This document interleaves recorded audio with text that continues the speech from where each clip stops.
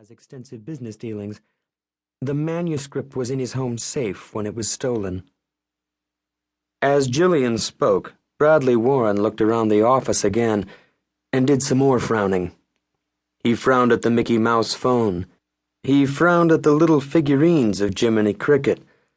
I considered taking out my gun and letting him frown at that, too, but thought it might seem peevish.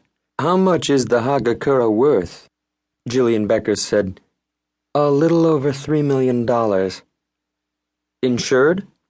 "Yes, but the policy won't begin to cover the millions our company will lose in business with the Tashiros unless their manuscript is recovered." "The police are pretty good. Why not go to them?" Bradley Warren sighed loudly, letting us know he was bored, then frowned at the gold Rolex. Jillian said, "The police are involved, Mr. Cole, but we'd like things to proceed faster. That's why we came to you." "Oh," I said, "I thought you came to me so Bradley could practice frowning." Bradley looked at me, pointedly. "I'm the president of Warren Investments Corporation. We form real estate partnerships with Japanese investors." He leaned forward and raised his eyebrows. "I have a big operation. Hawaii, LA, San Diego, Seattle. Try to imagine the money involved." Jillian Becker said, "Mr. Warren's newest hotel has just opened downtown in Little Tokyo." Bradley said, 32 stories, 8 million square feet. I nodded. "Big." He nodded back. Jillian said, "We wanted to have the Hagakure on display there next week when the Pacific Men's Club names Bradley Man of the Month." Bradley gave me more of the eyebrows. "I'm the first Caucasian they've honored this way. You know why? I pumped $300 million into the local Asian community in the last 36 months. You got any idea how much money that is?" "Excuse me," I said. I pushed away from my desk, pitched myself out of my chair onto the floor, then got up, brushed myself off, and sat again. "There. I'm finished being impressed. We can go on." Jillian Becker's face went white. Bradley Warren's face went dark red. His nostrils flared and his lips tightened, and he stood up. He said, "I don't like your attitude."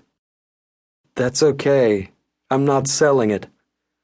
I opened the drawer in the center of my desk and tossed a cream-colored card toward him. He looked at it. "What's this?" "Pinkertons. They're large, they're good, they're who you want, but they probably won't like your attitude any more than I do." I stood up with him. Jillian Becker stood up too and held out her hand the way you do when you want things to settle down. "Mr. Cole, I think we've started on the wrong foot here." I leaned forward. "One of us did." She turned toward Warren. "It's a small firm, Bradley, but it's a quality firm. 2 attorneys in the prosecutor's office recommended him, and the police think highly of him. His references are impeccable." Impeccable. I liked that. Bradley Warren held the Pink's card and flexed it back and forth, breathing hard. He looked the way a man looks when he doesn't have any other choice, and the choice he has is lousy. There's a Pinocchio clock on the wall beside the door that leads to Joe Pike's office. It has eyes that move from side to side. You go to the Pinkertons, they don't have a clock like that. Jillian Becker said, "Bradley, he's who you want to hire." After a while, the heavy breathing passed and Bradley nodded. "All right, Cole. I'll go along with Jillian on this and hire you." "No," I said. "You won't." "What do you mean I won't?" "I don't want to work for you." "Why not?"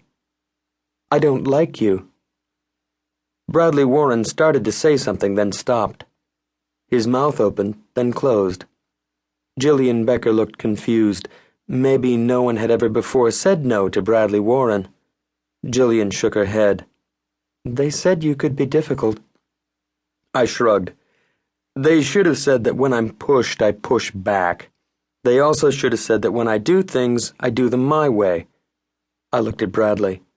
"The check rents. It does not buy." Bradley Warren stared at me as if I had just beamed down from the Enterprise. He stood very still.